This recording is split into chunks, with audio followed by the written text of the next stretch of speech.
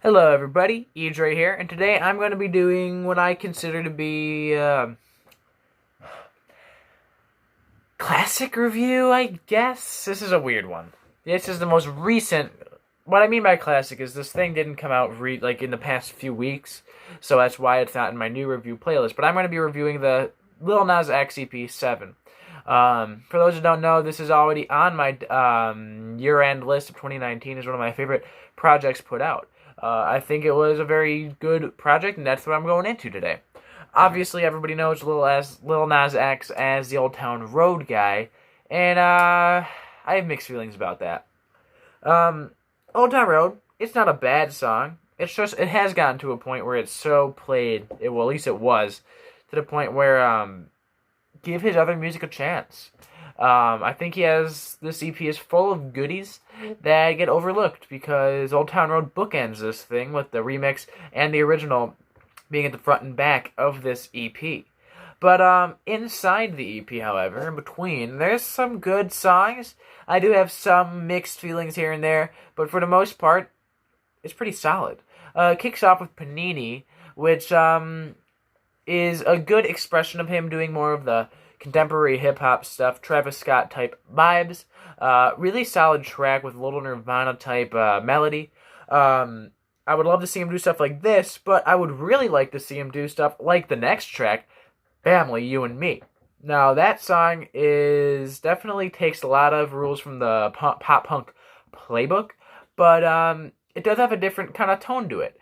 The kind of choppy guitars, the really bass-heavy drums, which is provided by the one and only Travis Barker, with a good melody, a good hook, good lyrics, and interesting vocal tone.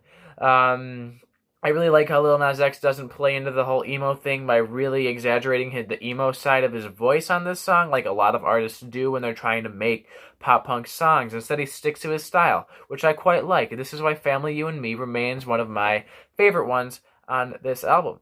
Now, that's followed by Kick It, which is probably the weakest link on this album. It's not as memorable. Lyrically, it doesn't have as much substance, but it still has an interesting instrumental. I still think that there's something to take away from it.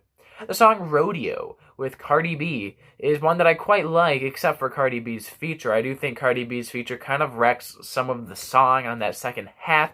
I really like the remix of this song with Nas on it, not Lil Nas, Big Nas, and it makes the song so much better. But in its core, I like the kind of surf rock sounding guitar. I like his vocals. I like all of that. That song. Followed by Bring You Down. Bring You Down. One of the most interesting tracks here. I think it's very heavily grunge inspired. And I do think that I wish the guitar solo at the end was a bit more interesting. Didn't just follow, the vocal lines. But this shows that he is able to kind of dive into grunge, dive into the rock stuff, and fit in there comfortably. A lot of these artists like Kid Cudi have tried to do this before, and it just didn't turn out as well as I think they were expecting. But it comes natural for Lil Nas, and I really like that. Bring You Down is definitely kind of always been one of my favorites on here, but the next one really has grown on me a ton and is my favorite, Closure. You like. I think that this song is by far the most solid track he's put out so far. I think the driving drum beat behind it with the kind of vintage vinyl-y aesthetic and with a really good vocal melody, really good lyrics, really good hook, good falsetto by him, really strong track. And I like the little piano throughout it. I really hope that he goes down this path a little more in the future. But yeah, I think that then obviously this whole project wraps up with Old Town Road. My overall thoughts is the reason why I'm even doing this, and the reason why I'm doing this so late, besides the fact that my channel wasn't around then, and why I still think it's relevant to bring up, is that I really want to see him go somewhere in the future. He could so easily turn into just your one-hit wonder, nothing else that memorable. But I think he has much more to him. I think he has a lot more talent. I think he's a fun character. I think that his music has a lot of potential, and I'm really excited to see where it goes in the future. And I'm going to guess that he's going to put out something this year, considering he hasn't really put out much this year, other than that remix of Rodeo.